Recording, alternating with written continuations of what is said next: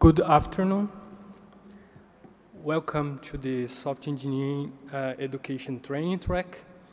In this edition, we are particularly pleased to have received a very good number of high-quality submissions that actually covered a wide range of research trends on software engineering education.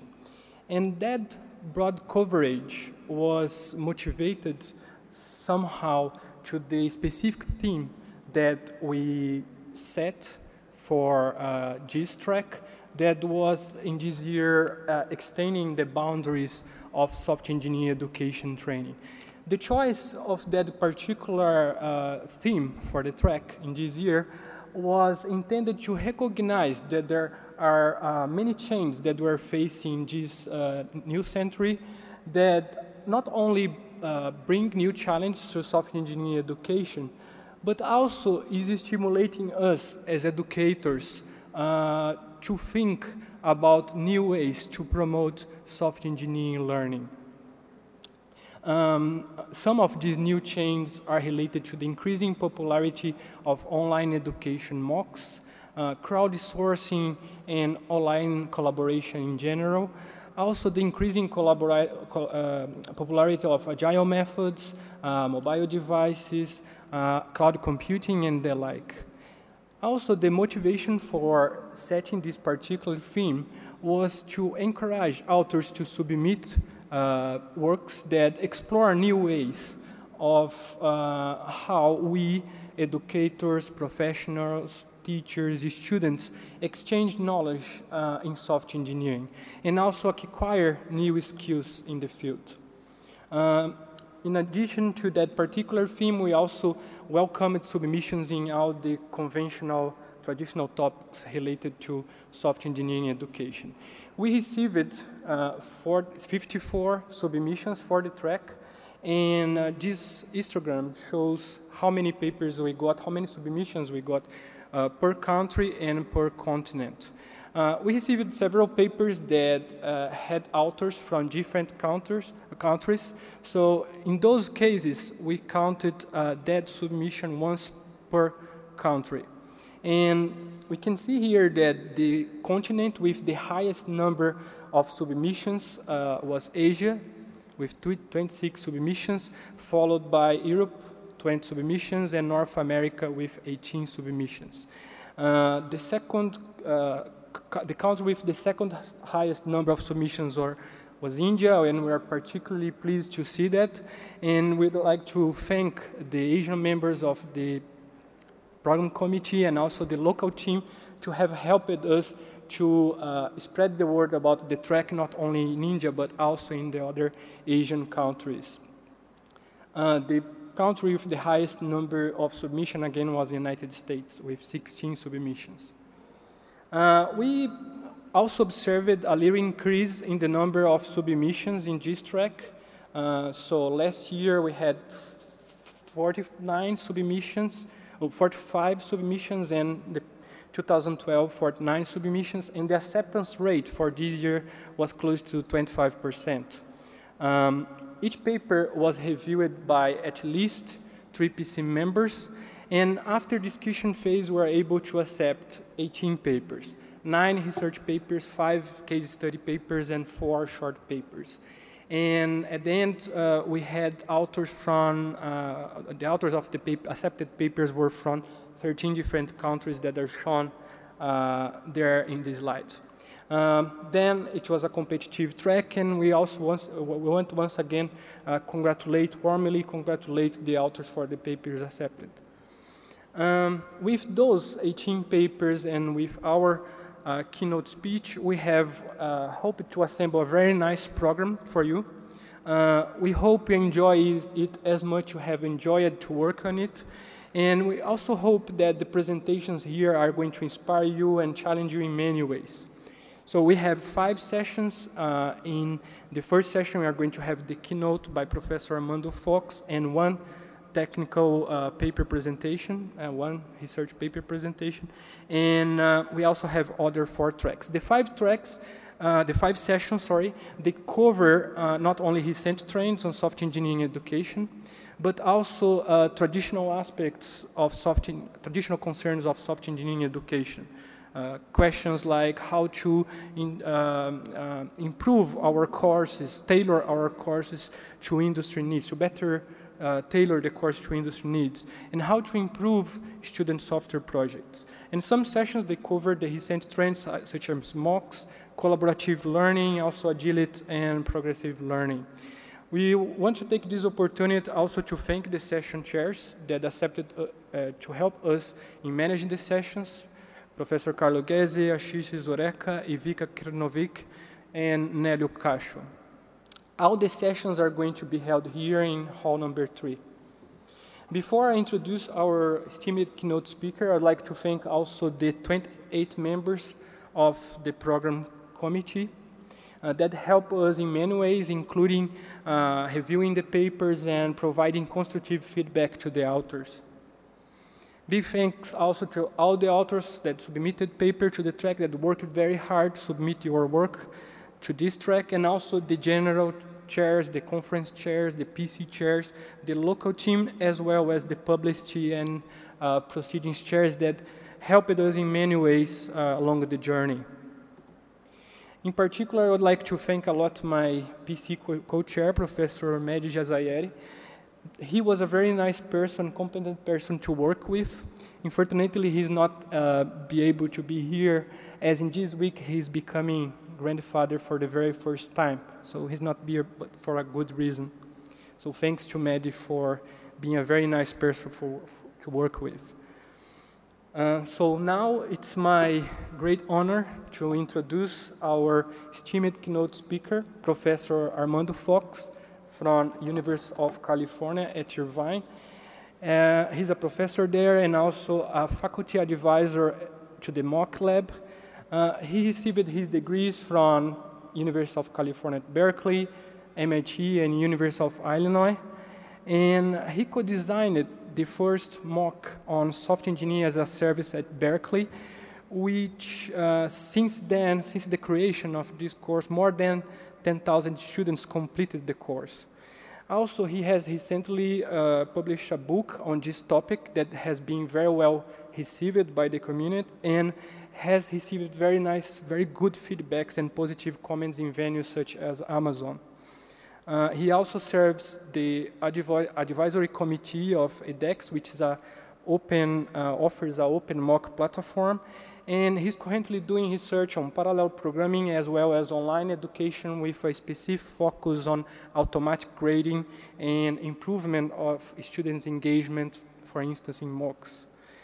He has received several teaching, mentoring, and research awards, and including an NSF Career Award, and he's also an ACM Distinguished Scientist. So Armando, many thanks for accepting the invitation. It's a great honor to have you here, and I would like to everybody to help me to warmly welcome Professor Armando Fox. Thanks.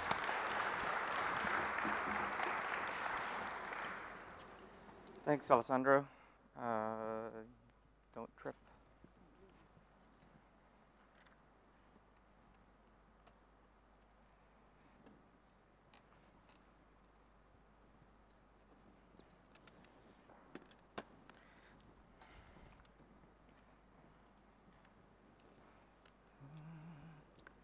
Okay, it's okay now.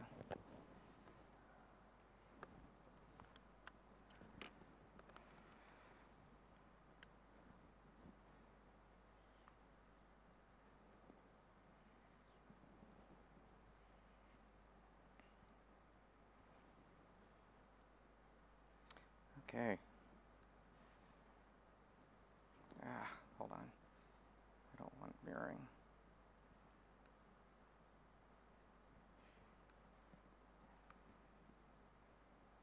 Okay, cool. Woo, that's really loud. I hope people can hear me. Thank you all for coming. Thanks, Alessandro, for the great intro, and ICSE organizers, wherever you are, thank you for inviting me. I don't really think of myself as a software engineering guy. I just sort of play one on TV. But when I had the opportunity to address a crowd of real software engineers about some of the work that we've been doing in undergraduate education, that was an easy offer to accept. So I'm going to tell you about what we've done both at Berkeley and online in terms of trying to improve undergrad software engineering, and I think we've come to this unexpected conclusion about one of the roles of MOOCs, massive open online courses, that maybe hasn't gotten the airplay that it should. For the AV folks, is there any way for the monitors down here to actually display the slides instead of me? It's creepy to see myself. Awesome. All right. Let me start with a slide you don't usually see in a software engineering conference. Those of you, especially from the US, may be familiar with this picture because it appeared many times in connection with news stories about the failed rollout of the Obamacare website. For those of you not in the US, this was a monumental project that was supposed to bring a universal system of healthcare enrollment to everyone in the United States. And there was a flag day. Everybody was going to access the system. It was going to go live on this day. Everything was going to work. And it became probably the biggest software engineering fiasco of the young 21st century. And unfortunately, it happened on President Obama's watch. Now, those of us who work in software as a service, one of the key metrics in software as a service is availability. Often availability is measured in the number of nines. So if you have 3 nines of availability, it means 99.9% of the time your site is functioning correctly. Here are some figures from the launch, the first month's launch, week by week, of the Obamacare website. The best that they were able to get to after a couple of months of frequent bug fixing was a little over 95%, so not even 2 nines. And the initial reliability was 1.4, if you want to think of it that way. So what happened in this project? What went wrong? Because this is the kind of thing that people might look in the news and say, you know, software engineering is getting a very bad name from this. Maybe this is not the time to pick computer science as a career after all. But actually, software engineering remains a great career choice. We looked at a list of the top 200 occupations in the United States. This is from CareerCast, I think. You don't want to be a lumberjack. That was number 200. So there's this weighted index of income, quality of life, how rewarding your work is, your prospects for economic advancement in the future in your career. If we look at the top half, there's computer programmer at number 34. And interestingly, there's software engineer at number 1. This is, according to CareerCast, this is the best job in America. And what's more interesting is that it's not the same as computer programmer. Now, for people in this room, that might not be a surprise, but it means that there's some difference between computer programming and software engineering. Now, according to these job descriptions, a computer programmer organizes and lists the instructions, and here's the median starting salary in the US, whereas a software engineer researches, designs, and develops. So there's a difference between what these two roles are doing, and there's clearly a substantial difference in the income as well. So what does this tell us? Software engineering is not the same as programming, and therefore, in a curriculum, we should assume that a programming course is not the same as a software engineering course. And yet, unfortunately, what we found at Berkeley and many of our peer institutions where we talked to colleagues is that the students perceived the software engineering course really as just a programming project course. So why is that? Why is it hard, or why have so many of our colleagues, even in top programs, found it difficult to teach a software engineering course that students feel is rewarding? So we identified several reasons. We talked to a lot of colleagues at many US institutions, some European institutions. One thing we found is that students have a pretty demanding undergraduate curriculum in the US. We did the math, and if they're taking a typical 1-semester course, they're spending about 12 hours a week per course. At Berkeley, a typical student is taking a 48 to 60-hour-a-week load, so our course is worth 12 hours a week. If you multiply that by the 14-week semester, that's about 5 weeks of a full-time equivalent employee. So one way to think about the amount of time we have with a student is, if I had a full-time employee for 5 weeks, what could I teach them about software engineering? A second problem is that many instructors who teach this subject are not experts. They're not necessarily practitioners. Many of them are not even necessarily doing software engineering research as their main line. We found, for example, at Berkeley that 16 faculty, 16 different people have taught the undergraduate software engineering intro course in 20 years. And I assure you, we don't have 16 software engineering researchers on our faculty. If you compare that, for example, to the compilers course, that's really only been taught by 5 different people over that same period of time. So it tends to be taught by people whose main line of work, whose research is closely aligned to the course. So that's a second problem. There's also the question of what to teach. For a long time, many courses just assumed that top-down waterfall family methodologies were the way that you would teach software engineering. Since the early 2000s, Agile has gained a fair amount of credibility. Academics were still not sure if it was considered respectable to teach in their classrooms or not. So unless you're an expert in the field and following what's happening in the research and industry communities, you might not even be sure which methodology would be best for your students to learn. And the textbooks were not inspiring to the students, let's just say that. There's a very famous quote from the philosopher Confucius who said, "I hear and I forget, I see and I remember, I do and I understand." You would think that for an activity as hands-on, as applied as creating software, doing and understanding should be the way that the courses and materials are organized. But in fact, we looked at the most popular, the most widely used software engineering textbooks, and we found that the most widely used one was basically a 900-page survey. There was a lot of ideas of things you could do, not a lot of guidance as to how to do it or opportunities to really practice it. It's quite a long book. It's not very highly reviewed by the people who have purchased it on Amazon, and for better or worse, that's the way that books are rated today.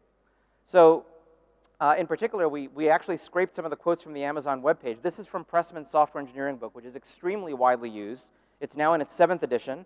It has a fairly low rating on Amazon. It costs quite a bit of money, so the students don't really appreciate that. These are some of the quotes that we just got directly off of the Amazon reader reviews page. Okay, so this is just us cutting and pasting. These are not complimentary quotes. So you have a combination of instructors who are not experts, a book that the students are not inspired by, a curriculum that doesn't focus on learning by doing. It's not surprising that students feel software engineering is irrelevant in its undergraduate form at so many schools.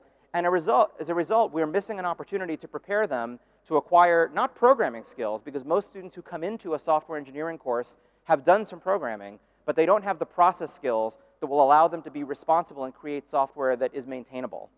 So the common outcomes, unfortunately, students might take the course, but they ignore the advice we try to give them in lectures.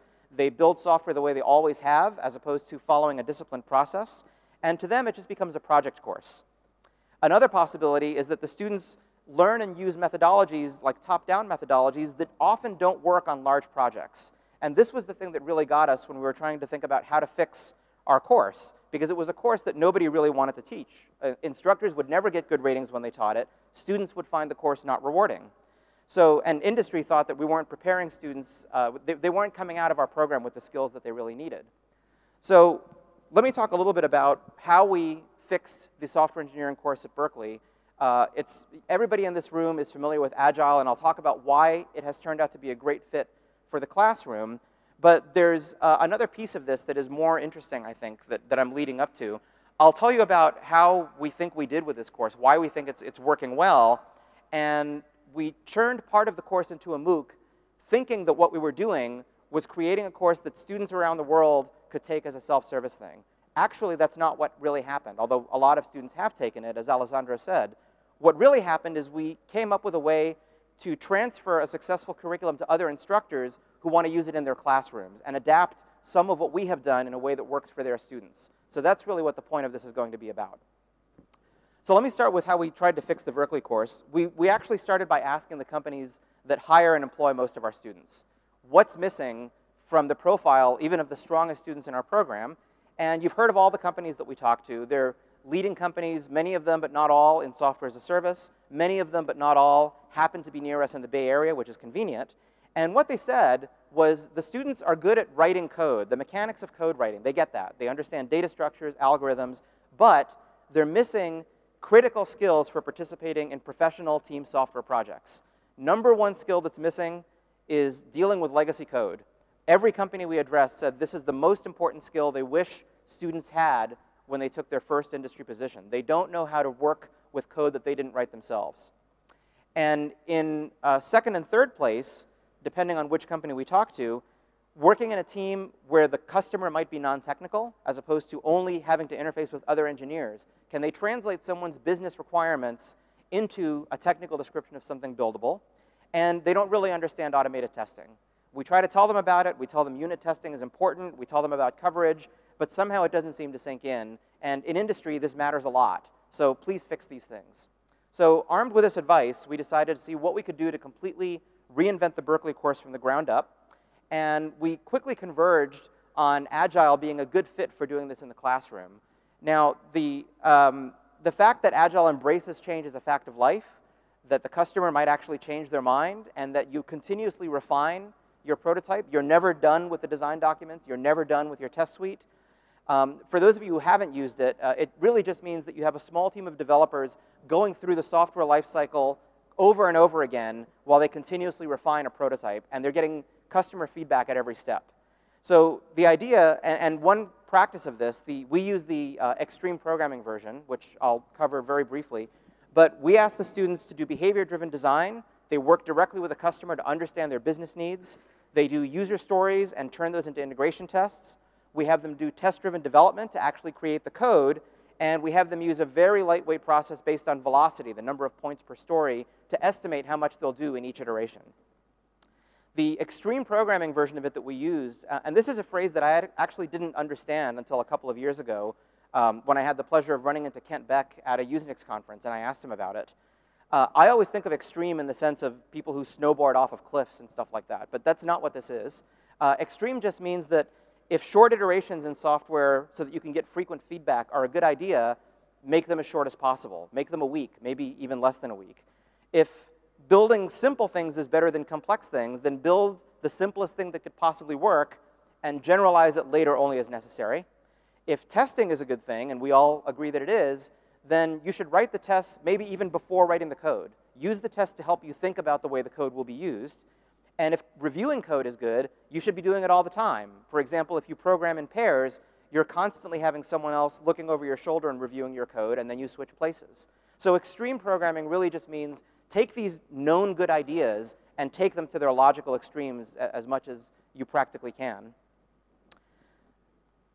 So why did we settle on this approach? Well, if short iterations are good, that's even better in a college course. If we only have 14 to 16 weeks with the students, we could actually do multiple iterations on a student project within the scope of a one-semester class. So the students would have to deal with every aspect of the software lifecycle multiple times. Simplicity being good means, well, the students can use high productivity languages and write fewer lines of code. That means they will introduce fewer bugs. If testing is good, test all the time. Well, if we're doing test-driven development, students will have to take testing seriously. There's no way they can put off writing tests until after the code is written if we're requiring them as a matter of getting a good grade to do TDD. And if code reviews are good, well, this gives students an opportunity to interact with their peers. And there's a mountain of literature on how students learn as well or better when they're working with their peers as they do when they're working on their own or with an instructor. So in some sense, fortuitously, every aspect of XP actually matches a thing that's good for a classroom. So we concluded that this should be a great fit. Let's try this approach in our classroom.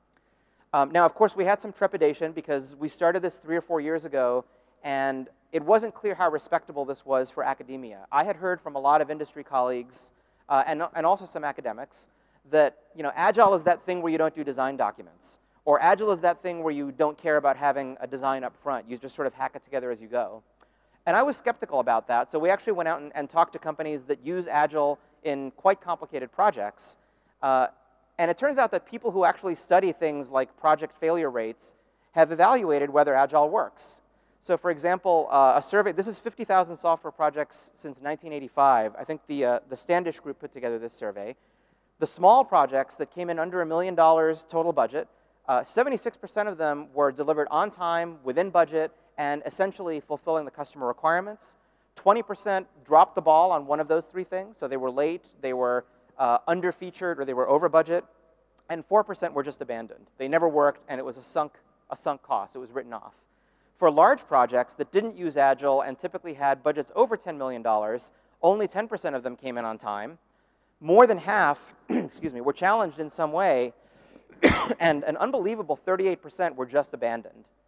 So that's why I started with poor President Obama, right? The way that that project was laid out, it had a 10% chance, based on historical statistics, of actually working correctly the day it was released, being in spec, and coming in within budget, none of which actually turned out to happen. So Agile seems to work pretty well.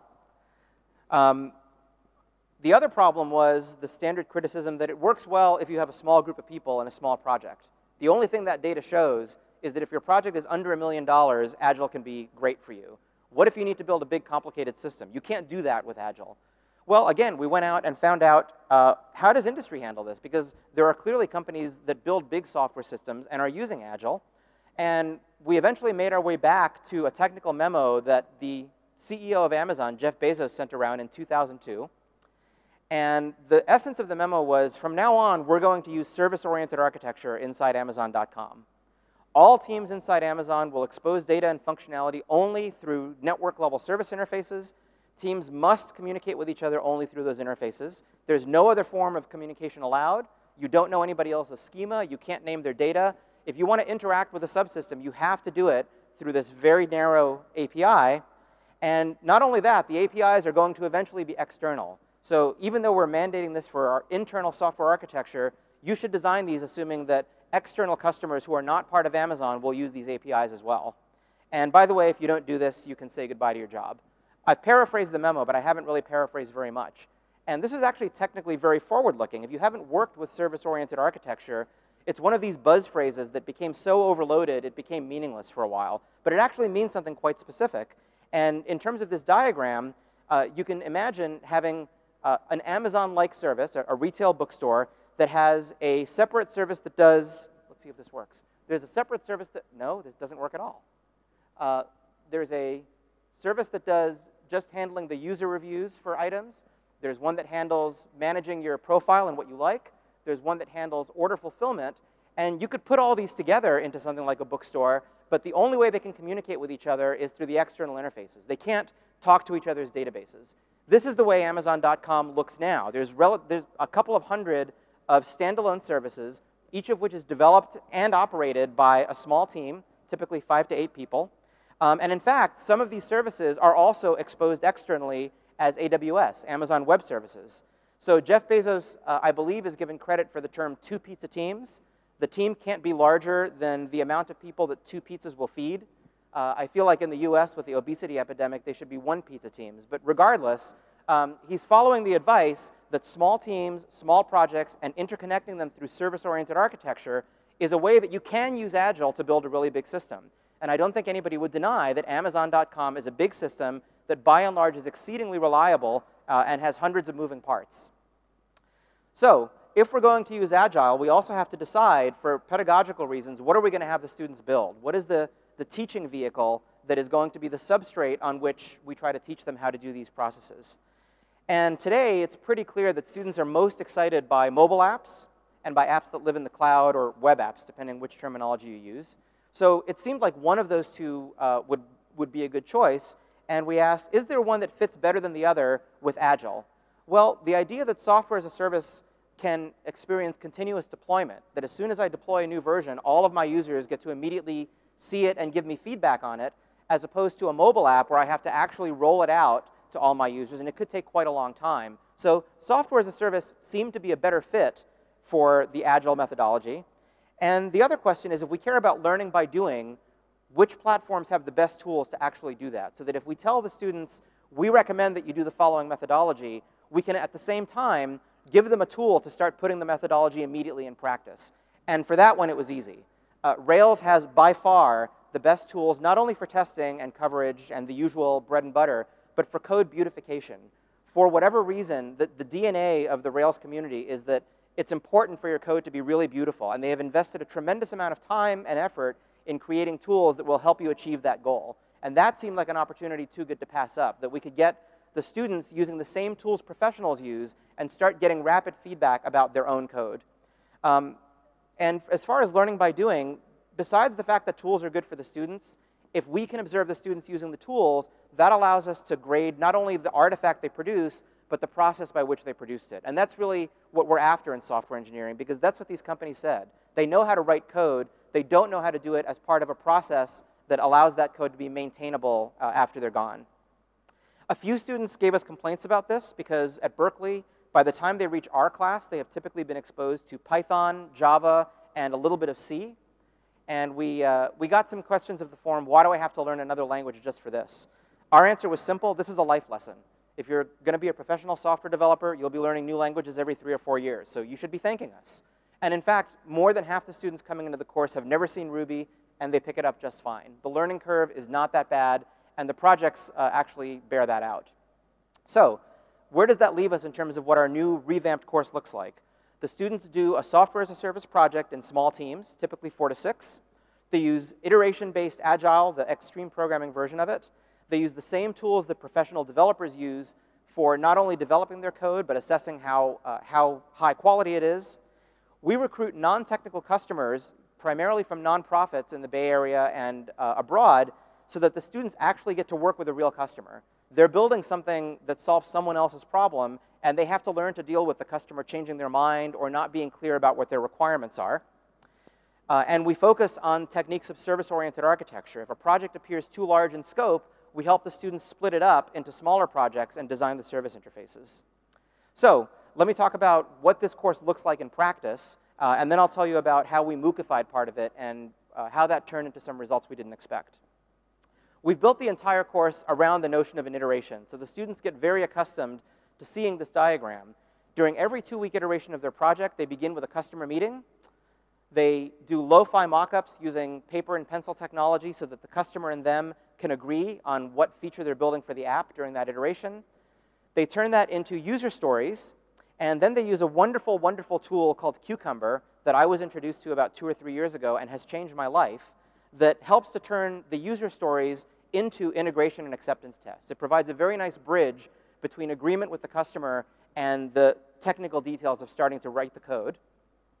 From there, they do test-driven development to create unit and functional tests that will drive the creation of the actual code. They keep track of their progress using a lightweight tracking tool called Pivotal Tracker.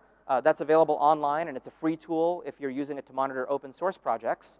And that helps them estimate on a week-to-week basis. They can compare how many stories they thought they could complete versus how many they actually did complete. They can see a moving average of that, and part of their grade is based on whether they get better at estimating what they can do during one iteration. And at the end of every iteration, they deploy. We have them deploy to Heroku, which is a platform as a service. It runs on top of Amazon. It's easy one-click deploy that supports a number of different web frameworks. We chose it because they have a free tier that is perfectly appropriate for a class project, and it minimizes the pain of system administration around deploying software as a service. So in our course, the students do this 4 times. During the same time, we're running the lecture with a number of homework assignments, and we find ways to build in quite deep discussions of legacy code. We actually have a 2-week assignment where the students take 30,000 lines of Ruby, which is like 300,000 lines of Java, and they actually are required to add a feature to it and get coverage on the feature and make sure that they have characterization tests covering the extension point where the feature is going to be added. So we've had students email us afterward and tell us it was the most realistic software assignment they had done in an undergraduate course. And of course, things like design patterns, the solid principles for object-oriented design, those are sort of all built into the narrative. But while they're doing that, they're actually working on these projects. And the timing is such that by the time they're getting into the serious project coding, they have been exposed, for example, to the design patterns and refactoring material that's in our curriculum. Let me give an example of the idea of learning by doing. For us, it means that every time we introduce a methodology, we also introduce a tool that helps them connect that methodology to their project. And I'm going to use an example based on the Cucumber tool that I mentioned just a moment ago. Those of you who are familiar with Cucumber, bear with me for a moment so that I can give a preview of it to people who haven't seen it before. This is an example of a user story, a customer-desired feature from a particular app that was actually built in our course. And the problem this app is trying to solve is when prospective students visit the Berkeley campus, they want to schedule appointments with faculty. Faculty want to schedule them with students. You have to do this big matching problem. The staff members who did that wanted to automate that. And one of the features they requested is after the schedule is nominally frozen, absent-minded faculty who have forgotten to submit their schedule requests inevitably have late-breaking requests of students they want to meet with. So they wanted a feature to manually adjust the frozen schedule after it had been automatically generated. And this is a high-tech 3x5-inch card, or I think a B3 size card in Europe, that just says who the stakeholder is as a computer science staff member, the goal they're trying to achieve so that I can accommodate last-minute faculty requests for changing the schedule, and the steps they want to do in accomplishing that goal. I want to manually tweak or adjust that faculty member's schedule. There's a number of different formats for user stories. This is a pretty popular format called Connextra. Your mileage may vary. But the idea is that this is a customer-friendly representation of what they want to do. from which the students can then whiteboard what this might look like when the customer interacts with it. And they might say, so, for example, Sam, when you're looking at the master schedule and you click on the name of a faculty member, that might take you to a view where you can see that faculty member's individual schedule. And if you make changes to that view and click the Save button, you would then be back on the master view, and you would like to be able to see those changes reflected. Is that what you meant by the user story? So all of this is non-technical dialogue that they can have with a customer that is really focused on the customer's business need, not on the technical implementation. And from there, we have the students express the user stories in Cucumber's very stylized domain-specific language. You can see that what I've basically done is I've transcribed into prose the interactions that I just walked through on that graphical mock-up. What's less obvious about this is that this is actually runnable code. You can run this, and it will run a remote integration test against a web service that does what this project is supposed to do. Excuse me. And depending on the mode that you run it in, you can do a full integration stack test. You can stub out various behaviors if you want to make the test run faster. But the key is that it provides a bridge from telling the students, you should do user stories that are customer-friendly, to the task of converting those stories into something that will help them work with their code. So for every node in that graph that I showed through a typical iteration loop, we have a tool that accompanies each step in that methodology. Now, the downside is the students have to learn a lot of tools, and what we found is that it takes them 2 or 3 iterations to appreciate why we've had them do that. But by the end of the course, they actually get it. And to our surprise, given that this tool doesn't look like anything most of them have ever seen before, by the end of the course, they've really embraced it. And the successful projects have done hundreds of scenarios that serve as integration tests as well as customer acceptance tests. So the way this works is that there's a comment. This is just a description of what the feature is. There are preconditions given, which cause certain preconditions to be set up in the app. There are actions that are usually executed by a browser simulator, which stimulates the real application the same way a web browser would. And there's post conditions. Then various things should happen.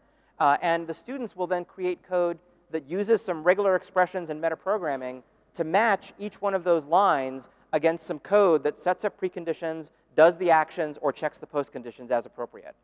Very nifty tool, and it's actually language agnostic, in case you want to use it in classes that have nothing to do with Rails. So this is the philosophy, right? We go from methodologies to tools because the students can then follow our advice. It gives them a concrete way to practice the advice that we give them. We can more easily grade the process because all of these tools allow us to monitor what they're doing. We can look at their scenarios. We can see how many of their scenarios actually run properly against their deployed app. We can quantify how much they're doing per iteration because in addition to looking at how many scenarios they've checked in, we can see their application deployed on the public cloud, and we can see the pivotal tracker record of which stories people have been working on. They can get feedback on their estimates. All the students start out being too ambitious about how much they think they can do in a 2-week iteration, and they quickly learn by actually watching their own progress relative to the indicators that they have to adjust that back. And all of these tools are free. Some of them are hosted, some of them are installable, but this is great for instructors. If I had had this as a grad student, I would have been a way better programmer. So that's a thumbnail of what happens in the Berkeley course. To give you a sense of how it's been received, there's a few data points on this graph. And the colors are wrong for reasons I don't understand. Here we go. This is the one I wanted. These colors are correct. So the green line is the enrollment of the course in the last 5 times that we've taught it. The historical average enrollment for this course was 55 students. You can see that last fall we had nearly 240. The red and blue lines are surveys that students are required to fill out for every course anonymously, rating how effective the instructor was and how effective the course was. The scale tops out at 7, which is asymptotically unreachable as far as I can tell. But you'll notice that the last 3 offerings of the course, we've gotten over a 6, which is actually very respectable, 3 times in a row. And what the dotted line is separating is actually a preview of the next part of the talk, which is after we created materials to turn some of this into a massive open online course, we were able to reincorporate that technology back into the classroom. That happened in time for the spring 2012 offering. And that's when our scores actually broke the 6.0 mark for the first time. So when I start talking about the massive open online course, I want you to remember that the reason I care about it the most is not because 100,000 students around the world have taken it and we got nice emails. Those things are great. But as a classroom instructor, this is the reason I'm excited about it. The course got a lot bigger. We're serving more students by nearly a factor of 4, and yet they think it's a better course. So when that happens, university administration pays attention. So what about the students who have taken our course and have continued to industry jobs? We surveyed some of them a year out, and we asked them how useful were each of the topics that we covered in the class compared to what you are having to do in your day-to-day work.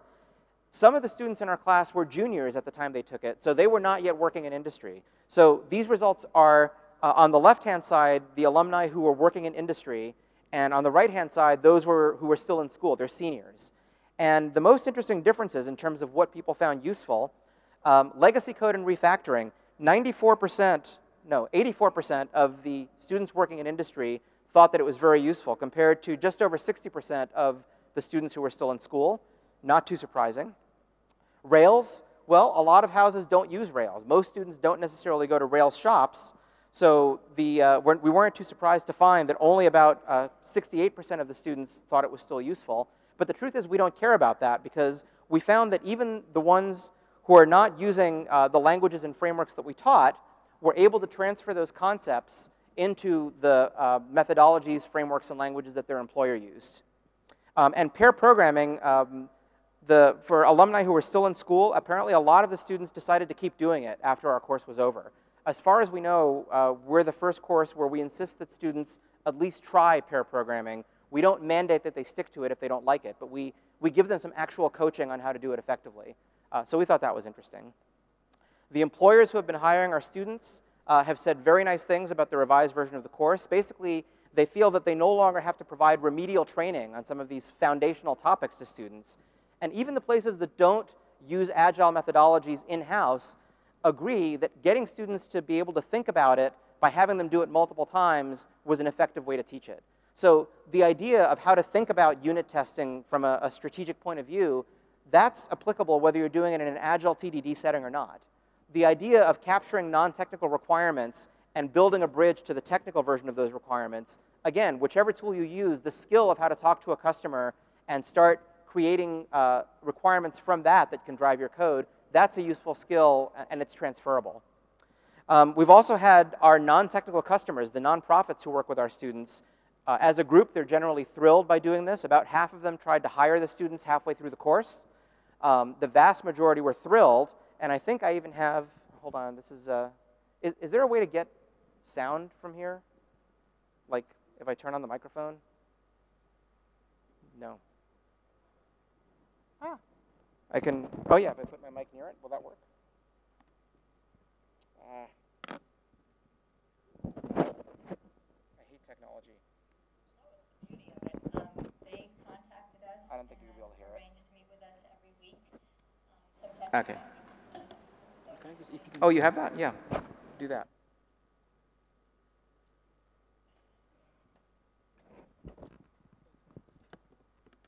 That was the beauty of it. They contacted us. Okay, you know what? We'll skip that. I wish I didn't have to, because that was actually a good customer testimonial from, hello? I'm sure it'll come back. We were able to get testimonials from a number of the customers the students worked with. The short version of it is that even the students who came into the course thinking they wanted to do their own project ultimately decided that it was a much more valuable experience to have had to work with a non-technical customer. And I didn't do it.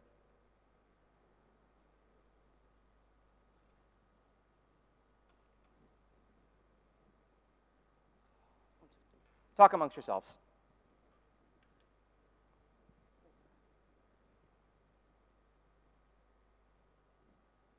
Thanks.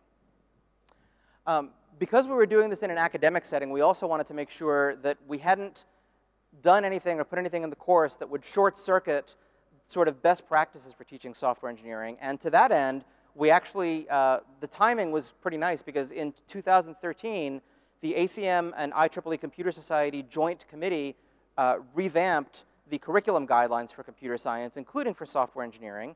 And those guidelines are very clear that projects are an excellent way for students to learn this material. So being able to do projects with external customers, I think, was very validating.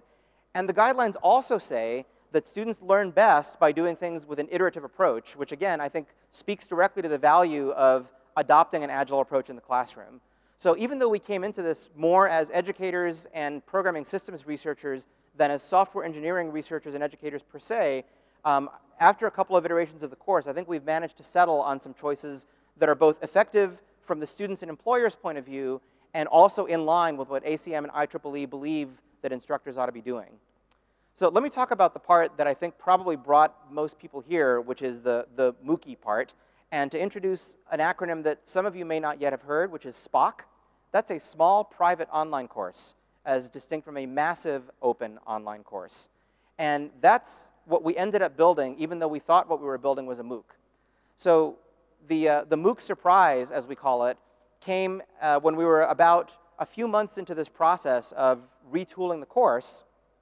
We were recruited by Daphne Kohler and Andrew Ng, who at that time had not yet started Coursera. They were still doing this as an experiment at Stanford. And Stanford didn't have a course that was like the course that we were developing. We had just offered our course for the second time, and they asked if we'd be interested in trying to adapt part of it into the MOOC format. And we had already been thinking about automatic grading and things like that just because we could see the demand for our course increasing. So we said yes. We figured it would be a good forcing function to actually try to figure out how to scale this. And so far, 10,000 people have completed the course. If you know the usual MOOC numbers, which is that fewer than 10% of the students really finish, that's about right. We've had, I think, 120,000 cumulative enrollees in the 6 or so offerings of the MOOC so far. So this was the first MOOC to come out of UC Berkeley. And we offered it on Coursera because this was before Berkeley and edX had made an institutional agreement. So all of our MOOCs are hosted there now. Since the initial offering, we've recorded the MOOC 3 times because we keep refreshing the campus lectures. And each time we re-record it, we run the MOOC with that set of lectures 2 to 4 more times. One of the alumni from the very first MOOC offering is Professor Sam Joseph at Hawaii Pacific University. He became such a fan that he offered to be one of the volunteer world TAs and subsequently worked his way up to head TA, and now he's the MOOC facilitator. So we actually have a formal arrangement with him where he is keeping our MOOC running. He escalates things to us when things need escalating. He manages a small army of volunteer world TAs who are also improving a lot of the software that we built for the MOOC. A big piece of which is the automatic grading. This was something that we had been thinking about using in the campus course just so that we could serve the students who had heard about this new software engineering course. They wanted to take it, and the enrollment was way beyond what the department had seen historically. So we basically wrote 3 different kinds of auto-graders that have different strategies. The first kind essentially grades code for correctness based on unit testing kinds of strategies. We're in the process of integrating, again, using some of the great tools that came out of the Rails community, some support for doing static checking of various code quality kinds of things. And in the meantime, we're using a site called Code Climate, which if you haven't seen it, I recommend you check it out, that is basically software metrics as a service. Every time you push to GitHub, it checks out your code and runs a whole bunch of metrics on it, gives you a nice weighted average of a bunch of different, you get complexity scores, you get code replication, bad variable names, various design and code smells. So it parses 3 or 4 different languages now. We also have assignments where we're asking the students to create test cases, either at the integration level or at the unit or functional level. And for those, the autograder essentially does a simplified version of mutation testing, where we can systematically introduce certain bugs into the app and look for tests to fail as a result. We have the legacy code assignment that I mentioned, where students have to do a significant new feature on a legacy code base. The way we grade that is the students have to deploy the improved version to the cloud, and we run remote integration testing against it just as we would if we were doing it in the staging environment of a real product. So all of these autograders are based on repurposing tools that programmers in this community normally use. And you can think of it as, given a rubric for a particular assignment and the student submission, you'll get back some scalar score and a bunch of comments, feedback for the students to use. A very nice thing autograding lets you do, of course, is give students multiple opportunities to submit the same assignment to improve their score by learning from their mistakes. And besides the fact that students love it because they feel like they can, they're not as high stakes doing their one-time only submission, it's also very nice that with an army of TAs, you could never do this, right? So this is an ability that comes only from the fact that we were able to automate some of these processes.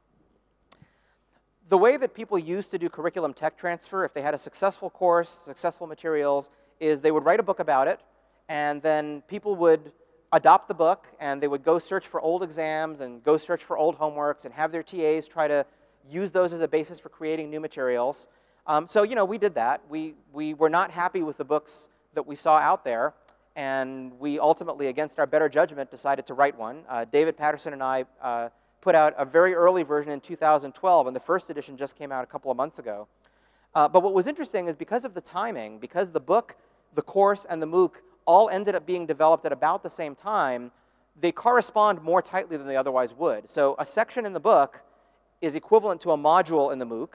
A chapter of the book is about the equivalent of 1 week of time in a campus course. Because there's an ebook version as well, the ebook has live links to all the code examples. So if the code examples change, if we have to make corrections or update them to work with new tools, then whichever book version you have is automatically linked to the right versions of the code examples. So that you can think of it as sort of doing a version contour across the book, the courseware, and all of the example materials. And every time we did a major revamp of the lectures for the campus course, we had the opportunity to fix material in the book according to the new lectures. The Amazon people seem to like it. We're getting good reviews. It's really cheap. The ebook is $10, and it comes with free updates for life and a bunch of other things. We self-published so that we could keep the price that low. But our idea was that really the book plus the MOOC together might have some value. There might be a combination there that hadn't been tried before. And when we brought this up to our colleagues, we said, well, you know, there's this concern that if that happens, professors are going to see themselves being relegated to just being teaching assistants for MOOC-based courses. But actually what we found is that that's not what happened. We made an arrangement with edX. And let me mention, the reason this worked out is when we were developing the MOOC at Berkeley, we told edX, look, the auto graders are so useful, we want to use them for our campus class too. But the timing of the MOOC doesn't quite match the timing of our campus class. So can you guys create a separate copy of the course, basically a whole new clone of the MOOC, but that clone is just for our campus students. And within that copy, we're going to change the deadlines. We might add additional assignments or materials that are specific to the Berkeley students that are not quite ready to be put into the MOOC yet. So edX did that, and that turned out to be such a useful addition that we said, you know, why don't we do this for other faculty? Faculty who want to adopt this, they don't just get the book, they'll get an entire copy of the MOOC as a starting point for their class. So that they could get the automatically graded assignments, they can use the discussion forums built into the MOOC so that their students can get their questions answered, they can choose whether to use the short videos that we put in the MOOC or not, and they can either have their students watch the videos, or they could use them themselves to prepare their own lectures. Or if they're traveling and they're going to miss a lecture or two, maybe they could backfill those lectures with materials that we provided. Many of you have probably heard about the flipped classroom, where students watch the lectures offline and then the lecture time is used for other activities. We did a little of that, and we thought this would be a way to enable other instructors to do the same thing. So the reality that we've experienced so far, we've had about a dozen instructors doing this, and most of them have said that it's improved their morale because they don't have to worry about preparing lectures each time. They can actually focus relatively more of their time working with their students, customizing our assignments or creating additional ones that work just for their classroom. Their TAs don't have to spend all of their time grading because they can create new assignments that take advantage of our auto-graders. In fact, these are, here's 6 different offerings of the SPOCs. The title says 5, but that's because one of them is Berkeley, so I don't know if we should count that. And here's the actual faculty members who are teaching them. And as you can see, the subset of materials that they decided to use, there's actually a fair amount of variation. So it's not as if they're taking the exact class that we put together and offering it in that exact same format to their students. They're mixing and matching quite a bit. All of these instructors have added new assignments for their students, and those are now being shared back to the pool so that other instructors can use them. So these instructors hardly are just TAs for a MOOC. What they've done is they've taken the combination of the book and the MOOC materials and used them as a much higher leverage starting point to create their own courses, which is exactly what we hoped would happen. So, you know, this led us to, there's been a lot of debate. I'm on the faculty committee that is trying to figure out what Berkeley ought to be doing in online education, including in MOOCs. And the opinions really are all over the map. But the founder of Udacity, Sebastian Thrun, has made a number of sort of very bold pronouncements about MOOCs since the MOOC frenzy began in 2012. That year, he said that they have a recipe that works for MOOCs. And a few months later that year, he said, it's pretty obvious degrees will go away. And a few months later, he said, we have the magic formula. And then a few months after that, we have a lousy product. So I'm not sure what happened in between those two things, but as many of you may have read, there were a number of schools have been trying experiments to see how MOOCs fit in with their residential curriculum. And I believe this remark came after an experiment that San Jose State University in California had done, where they offered a MOOC format remedial math course to a number of their students. And the students as a group did worse than the ones who had the face-to-face course. And the reaction to that apparently was, we have a lousy product. But I actually don't agree with that reaction. I think it draws the wrong conclusion. I think what actually happened was that a useful technology was being misapplied. I think the real reason that MOOCs are exciting, it's great that they offer more open access to education. I'm all about that, although it's not clear that they're actually democratizing education. Most people who take MOOCs, by the way, have advanced degrees. If you look at the numbers of who enrolls, they're not students. Most of them are working professionals who already have one or more degrees. But be that as it may, it's great that MOOCs broaden the reach of some of the materials that instructors can create. But I think what's more interesting is that if you combine the traditional version of technology transfer, which is a book, with this new version that allows you to also include exercises with automatic grading, video materials, customized materials that can be rearranged and that can be customized for a particular classroom, that's the story that I think is not getting enough airplay. And that's the reason that I think universities ought to be optimistic about MOOCs, not as a way to replace what they're doing, but as a way to supplement what they're doing and give their instructors and their TAs more leverage. So that's really, the moral of the story for us is, even if I never teach a MOOC again, I'm going to keep using this for my campus class because it has made it so much better that it would be a disservice to the students to go back. So I think the lessons we've learned from all this, we knew that software as a service had revolutionized software. We knew that Agile had somewhat revolutionized the way that a lot of software gets built. But what we've discovered is that the combination also makes it more fun to teach this stuff. And it's more effective in terms of the students learning from the material and their employers affirming that they're coming in better prepared.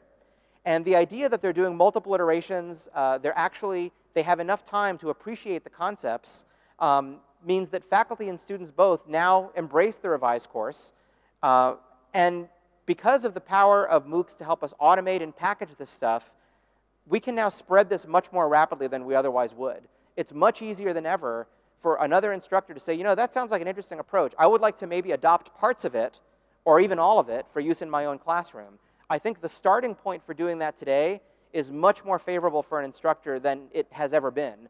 And I think there's a network effect that we're beginning to see. As more instructors start to use some of these materials, they begin to contribute new materials back. So each instructor that joins almost has an easier time of it. It's actually been very exciting to watch this develop, and we had no idea that this was coming.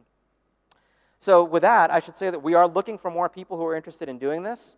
edX will work with us to set you up with this for free. You get essentially a clone of everything we have built that is just for you and your students and your TAs to customize the way that you want. There's a whole bunch of stuff online that you can look at even now, and we have a whole bunch of extra stuff online that is off limits except to instructors. I actually gave a tutorial here yesterday to instructors who are potentially interested, and I gave them a tour of all that stuff. So if you're interested, email me and we'll figure something out.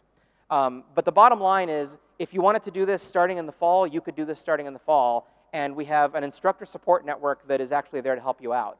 So we're hoping that this becomes a potential new model for how to take the best elements of curricula and help to transfer them to other instructors so that they don't have to recreate everything from scratch. I'm going to leave you with that. I'm going to thank, whoops, I thought I had a thank you slide, but I guess it's just at the bottom. But I want to thank the organizers of ICSE for allowing me to be here. But of course, my collaborators, Dave Patterson, who reinvented the course with me, Sam Joseph, who is our fearless leader who corrals all of the other instructors and interfaces between them and us. I think we have something like an ecosystem going, and we would love to see more people join it. Thank you for your attention, and we have, I think, a whole bunch of time for questions.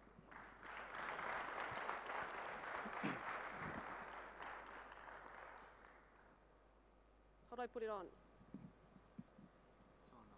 Is it on? Yes. Thank you very much for a lively and inspiring talk. I would like to know more about the interaction with the customer. I really liked how you talked about the learning outcomes and the skills you'd like to deliver and how you evaluated, how you measured quality in assignments. You've focused a lot on the correctness of the code and the quality of integration, which is great. What I also think is important is the quality of interacting with the customer and the customer satisfaction when you look at software quality. Can you please elaborate more or explain more on how the interaction with the customer was done in the MOOC setting? Okay, that's a great question. I should have been more clear about that. The biggest difference between the MOOC and the Berkeley campus course is that only the campus course has this customer-intensive project. We're trying to figure out what it would mean to do this for a MOOC, but let me give you the more general answer to your question. So first of all, how do we do it at Berkeley? They have a customer meeting and a TA meeting during every iteration. We're in touch with we have a back channel to all the customers, so the TAs can sort of stay on top of that. They do an entry and an exit interview with the customer, which they're required to record, so that's part of it. So there's actually a pretty good record of the TAs monitoring how that interaction is working. That is necessarily, in my view, an instructor-intensive task, and I don't think that there's any magic way you can auto-grade that. That's one of the reasons that, as of now, we don't have a MOOC that tries to include that kind of a project. Now, I don't think that's the end of the world. I mean, I think that the other thing we've discovered, the bigger picture, is that in any of these computer science courses, there's some things that scale really well and things that don't. All of the things that we were able to auto-grade scale really well. And if I could be king for a day, I would actually split our course into 2 courses. In the first part, you do all of the skill building stuff, and that scales really well. We could handle 500 students in that course if we needed to. In the second part, you do a project, and that needs a lot of teaching support. And those two would be resourced quite differently. So I think that kind of the meta lesson from all this is think about separating courses into parts that can scale quite well and parts that really don't. They just require a lot of contact time with the students, and think about how to resource them differently. And that's the direction that we're being driven in. All right, thank you. Danny from Oregon State. Hi, Armando. It's good to see you at ICSI finally. So we've been teaching at University of Illinois when I was there. We've been teaching Agile in the software engineering course for the last 14 years. One thing that we always struggle with, and I'm curious how you do this, is with test-driven development. So you get some students who are so excited and they do TDD. All of them, at the end of the iteration, they turn test and production code. The question is, how do you check that actually they did TDD and they have not followed in the old habits of, oh, they write some production code, at the end of the iteration, they also throw in some test because they are credited on test and coverage. So how do you actually check that they do the opposite, kind of like the TDD, so the true to TDD? So yeah. How do we prove that they actually did the test first? Yes. So that's a great question. We actually can't prove it, but here's the thing. Because there's 4 iterations, the students, and we warn them about this. We tell them, you can try to cheat on this, and you can try to do the test later, but what you're going to find is that you'll end up having written code that is extremely difficult to test. And that the real lesson of TDD is not just that it improves your coverage or whatever, it's that it makes you think about how your code is going to be used, and therefore it makes you think about testability. Mm-hmm. But if you don't believe us, try doing it your way. And by the 2nd or 3rd iteration, everybody has switched to TDD. Because they realize that if they try to write the test after the fact, it's just too painful. And then we have them run Code Climate, which is this metrics as a service. We have them run that on their code. So when you write code that is not testable, typically that code, the non-testability also manifests in other indicators of poor code quality, like high complexity, functions that are too long, other code smells, and Code Climate will reveal those. So the students are getting this double whammy. The tests are hard to write if they try to do it after the code, and they're getting dinged because they're getting poor code metrics from Code Climate. So once they've been hit over the head a couple of times, they usually come around, and then they try doing it our way. But again, let me get, there's a higher level message in your question, which I want to get out. We didn't realize that a big value of doing iterations, it's not just that the students get to practice each thing multiple times. It's that, like you're saying, the first time they practice it, they don't really believe it. Yep. So we actually asked all the students at the end of the course to give us some feedback about which techniques worked well, which ones did not work well, and which ones did you switch back and forth during the semester. Basically, and this is all in the instructor's manual, which you can download and read, but basically what they said was, by the 3rd iteration, we believed what you said. We tried doing it our way for the first 2 iterations, and it was a mess. And we had tools that were telling us that it was a mess. And once we switched to actually doing TDD, and once we switched to actually doing full stack features instead of having a front-end engineer and a back-end engineer, things got better, and then we wished we had done it the whole time. Mm-hmm. So, you know, our goal was to get them to feel the pain of doing it badly, because that's the only way any of us does it well. Yep.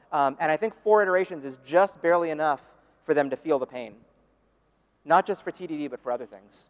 Yeah, we've been doing 6 iterations. What I found out is that students, if they are too senior and too mature, kind of like they've been brainwashed or been trained, whatever, in the old habits for the last 4 years, and it's you know, old habits die hard. The younger student and the earlier in the curriculum you introduce TDD, the more they're likely to embrace it and say they can see the value. Yeah, and we're actually trying to push TDD down into the intro courses now too. Yep. But that's a separate project. Nice. Miriam Kim, UT Austin. Like, so you mentioned one of the challenges and that students face is like the need to understand legacy code. And as far as I can tell, like actually students build the web applications from scratch. And I was wondering like how you actually teach or provide them experience of learning or comprehending the code that they didn't write, like a large code base that they didn't write. And you know, one of the things that I struggled with when I was teaching project-based classes that if I give them like large existing code base and ask students to just add features or fix bug, you know, because it's already built, they have a lack of freedom. You know, they find they have a less ownership. They find it's very tedious to just spend a lot of time understanding code and then doing very little bit of a fix.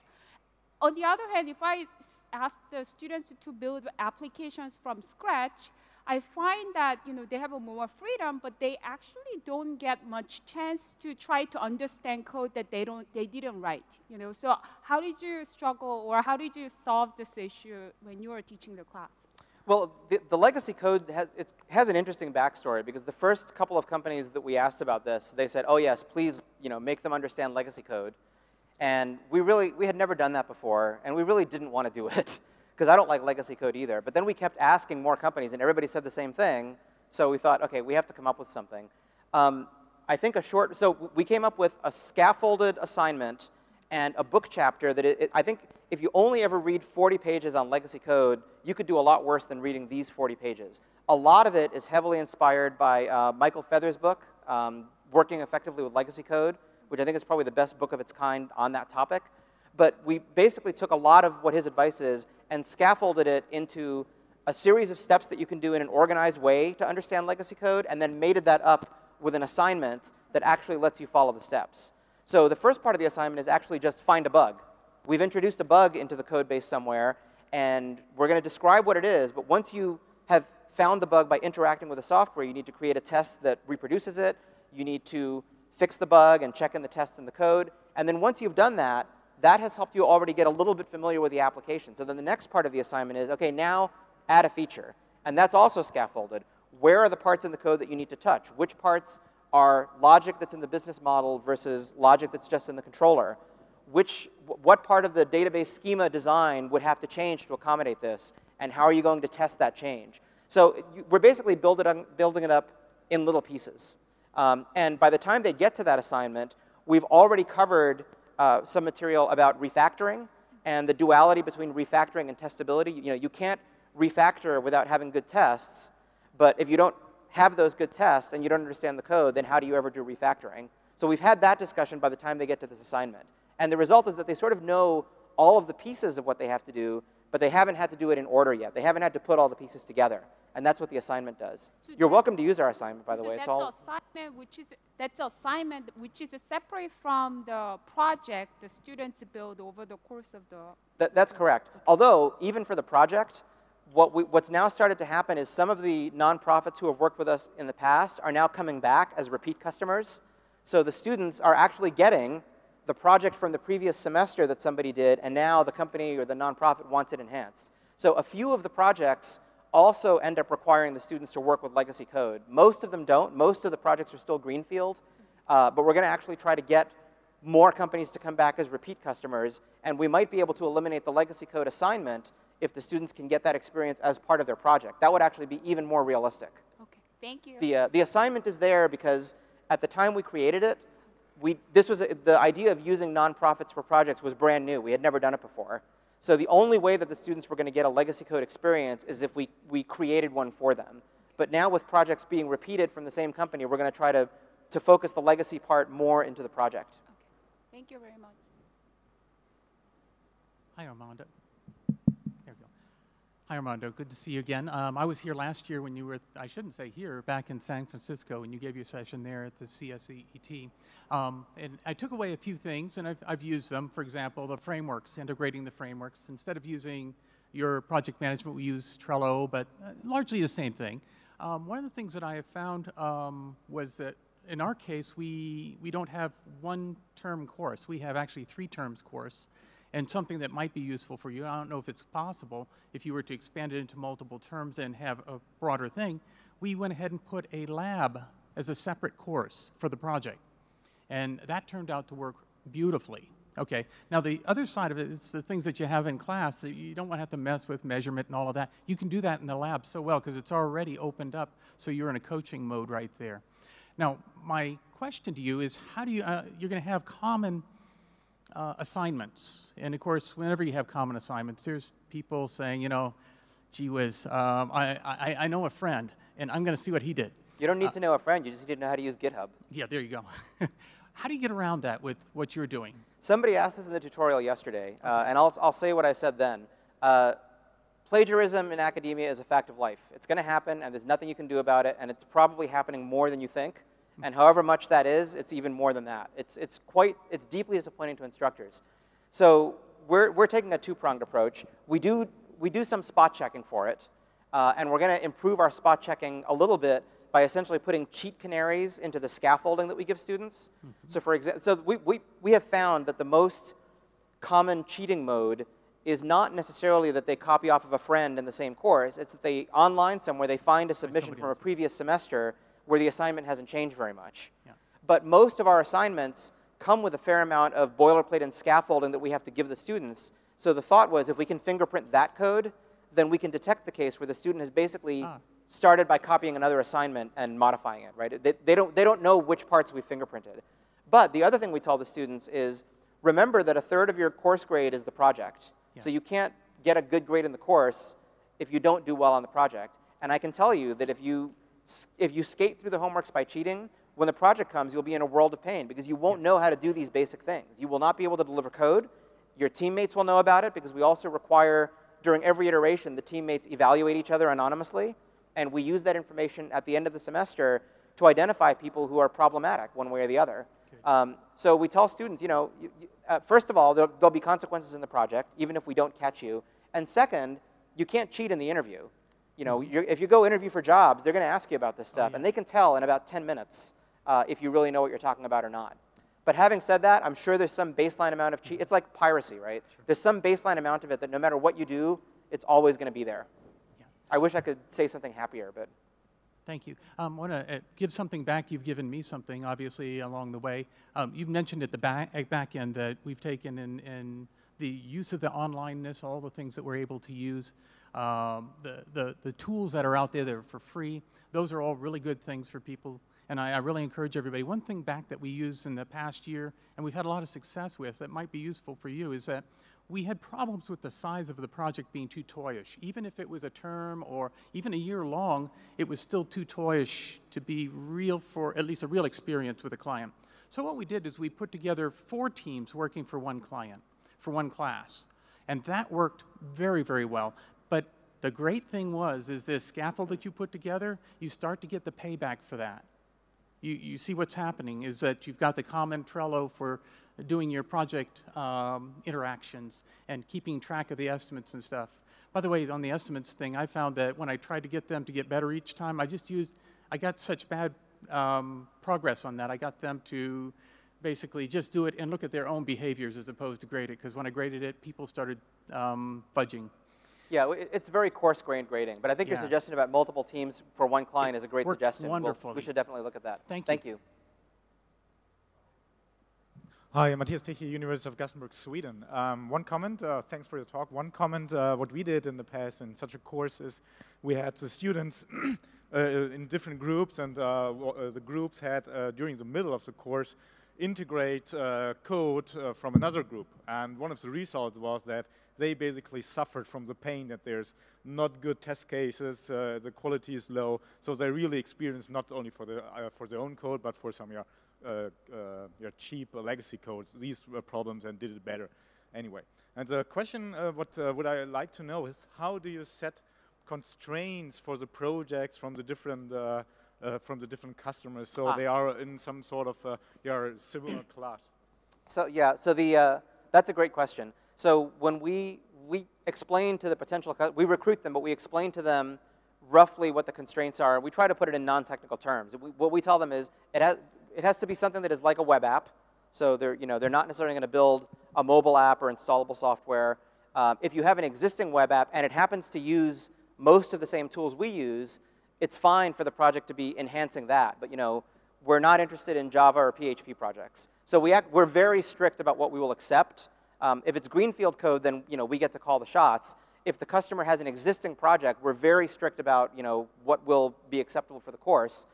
And amazingly, despite that filter, we have been able to get enough projects to have 40 teams in a 240 student class. Actually, one of the things that came out of the first time we offered this with the external customer project, some of the students who took that class enjoyed it so much that they formed a student organization just to go out and get the customers. So now we actually don't have to do the filtering anymore. They will qualify the customers, and if necessary, they'll call the customers on the phone and essentially verify that the project is something that could be of reasonable scope for a one-semester-long class. So we actually were able, we did this ourselves the first couple of times, but then this student group now helps us do it. But we're very strict about what we'll accept. And we even have to tell the customer, we can't promise support after the fact. This is a prototype. If we're asking the students to open source it, but they're not bound to maintain it after the course is over. You're free to try to hire them. You're free to take the code and hire somebody else. All those things are fine, but understand that you're going to get a prototype, which may or may not be 100% functional, and which the students are not necessarily committing to supporting. But because they're nonprofits, usually their response is, but you said it was free, right? So it worked. Everybody wins. Something like half of the nonprofits are actually using this software in production now. It's still up on Heroku. It's been there forever. So, thanks. Okay, so first, thank you so much for all the instructor support for recreating the course or reusing the course again. Something I'd be very interested in. We're starting a new program in my school in software engineering in Quinnipiac University, and this is something that's so much an asset for me. I'm having a problem with students, and I think it's a very much recurring problem, just going and Googling pieces of code and ending up with a lot of material from, specifically from Stack Overflow. And then, yes, it works, but yes, it's not right or it's not relevant, and you don't understand what you're doing, or do you have something or an advice in that aspect, or something, any experience with this? Well, I mean, we had this short discussion a moment ago about students trying to just find last semester's homeworks and sometimes copying from those. As far as cutting and pasting code from other places, I think we haven't really had that much of a problem with that. We do encourage, if anything, we actually encourage the students before they write code to go look for high-quality libraries or modules that do what they need, because we're telling them we're not going to reward you for the number of lines you wrote. You're being rewarded by the customer for how much functionality you delivered. And if you can learn to reuse other people's code tastefully, that actually works in your favor. So I would say, if anything, we have the opposite problem. We have students often trying to create something from scratch that already exists somewhere as a much better library, but they would have to invest some time to learn how to use. And many of them are under the misconception that it will take longer to understand how to use the library than it will to do it themselves, because they always underestimate how long it'll take to do it themselves. Yeah, it's the way my students, I see it with my students, that they find a fix on Stack Overflow. That's what happened. So, and they don't understand what this code about. So we try to read the code. I'm like, do you understand what does this do? Yeah, but it works. So they don't understand the basics of the library. They didn't check it and read the Java docs for it. It's just a fix, like a couple of lines, and this is it. And I understand that. I mean, I've been thinking that we should need to focus a little bit on the concept of reuse. So how much reuse do you allow, and when do you stop and start thinking, Well, oh, so, yes, I need yeah. to Well, break my own thing? let me. I do have a comment about that though, because early on we took a fair amount of heat for saying we're going to use Rails, and if you don't like it, take the class next year. And it's not, you know, I'm not hung up on languages and frameworks, but I do think that Ruby as a language actually has some language mechanisms that make some kinds of reuse much more graceful. So the Ruby libraries that are packaged for reuse actually tend to be pretty graceful to pick up and use. And we actually have a separate lecture where all we do is we tell this, we're going to give you a tour of like 20 useful libraries that you might, you know, that might be of interest depending on the project that you have. So I think there is something to be said for having the libraries be approachable enough that when we tell students to go reuse it, they don't need to spend, you know, a couple of days figuring it out. They can sort of get a good sense of it in a few hours. So I do think that we're in an ecosystem where the reusable parts are very friendly, and I don't know how true that is in the Java world. Yeah, it's when I was using Java, it was much less true. Yeah. I don't want to say a bad thing. Uh, I don't know. My mom said if I can't say something nice, say nothing at all. So I'm going to stop now. Thank you. It's again, Danny Dick from Oregon State. So I want to ask you something more about the customer and working with on-site customers and that sort of, which is one of the core things of Agile. So how do you get these on-site customers and people to commit? So one idea that we tried at University of Illinois is I asked for customers from the university. I just put a call for proposals for projects out there, and I was saying, well, maybe we'll get 10. I was bombarded with 85 project proposals from the campus, and then I had a good problem because I could easily discard half of them, and then for the other ones. Anyway, we end up working with the library, so the students build up the chat with the librarian system, which is now the official software stack at the University of Illinois and others. I'm just curious if you are working with customers outside of the campus, like how do they commit to yeah, so we're doing both. On-site meetings. Probably 2/3 of the customers are not on campus. They're nonprofits that are separate, and most of them are in the Bay Area, not all of them. So in most cases, the customer meetings are face-to-face. Sometimes the customers come to Berkeley. Other times the students get to the customer. In a city, you can do that. And for customers who are not local, they just do everything by Skype. But we also, probably about 1/4 of the projects are campus units that have some specific campus need, and we treat them the same way. They have the same constraints as everybody else, and all the other stuff applies, except that it's easier to meet with them face-to-face. So we're happy to take either one. It just depends on how many proposals we get from each side. So Armando, many thanks. Thank you guys. Once again. You're wonderful.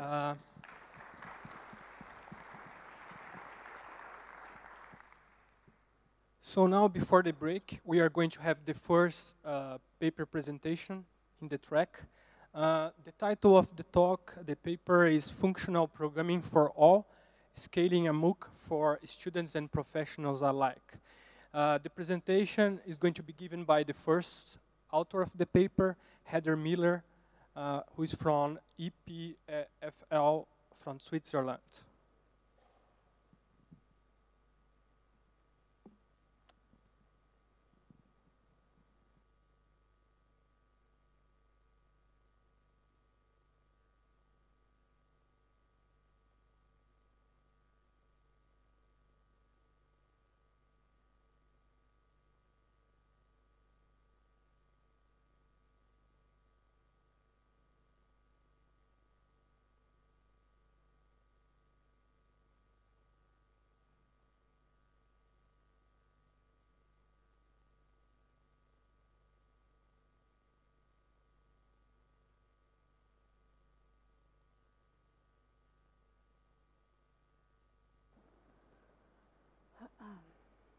Okay, cool. Okay. I don't know what this is doing. Let's see if this works. Yay. It works. Next, please. Okay, great. Thanks.